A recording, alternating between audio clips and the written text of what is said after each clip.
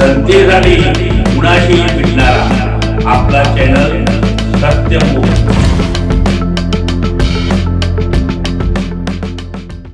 इचलकरंजी महानगरपालिकेच्या घोषित प्रारूप प्रभाग रचनेवर मुदती अखेर नागरिकांनी 22 लेखी सूचना हरकती नोंदवल्या। याबाबत कोल्हापूर जिल्हाधिकाऱ्यांच्याकडे पाठवला जाणार असून त्यांच्या आदेशानुसार सुनावणी होऊन अंतिम प्रभाग रचना जाहीर होणार आहे।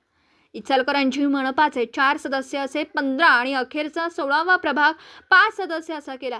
किमान 16,000चा आणि कमाल 25,000 मतदाराचा प्रभाग रचनेस विरोधी गटाकडून विरोध होईल असं चित्र होतं। मात्र महाविकास आघाडी आणि मित्रपक्ष गट यांनी हरकत न घेण्याची भूमिका घेतली, तर इतरांनी दाखल सूचना हरकतीमध्ये बहुसदस्य रचना यालाही हरकती आहेत आणि विकास कामासाठी 1 सदस्य रचना व्हावी अशी मागणी आहे।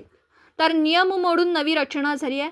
सदोष प्रभाग रचना तसेच घरे 3 आणि मतदार 200 कसे आदी प्रश्न उपस्थित केलेत। घोषित प्रभाग रचनेत बदलाची शक्यता नसल्याचं सांगण्यात आलं। इचलकरंजीमध्ये आवाडे गट भाजपात सामील झाल्यानंतर ताकद वाढली आहे। त्यात स्वबळाचा नारा स्थानिक नेत्यांनी दिल्याने महायुतीमधील मित्रपक्ष सावध पावले उचलताना दिसतात, तर प्रदेश पातळीवरून विचारणा झाल्याने काही नेते अडचणीत आल्याचं चित्र आहे। महाविकास आघाडीशी आणि महायुतीशीही काहींनी संधान साधल्याचं दिसून येत आहे।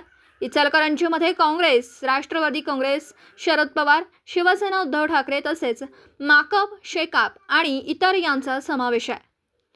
महायुतीमध्ये भाजपात आवाडे गटाने पक्ष संघटने अपेक्षेप्रमाणे बाजी मारली आहे। यामुळे उमेदवारीमध्येही तसंच चित्र दिसेल। त्यांना मंत्री चंद्रकांत दादा पाटील यांचं समर्थन आहे अशी चर्चा आहे।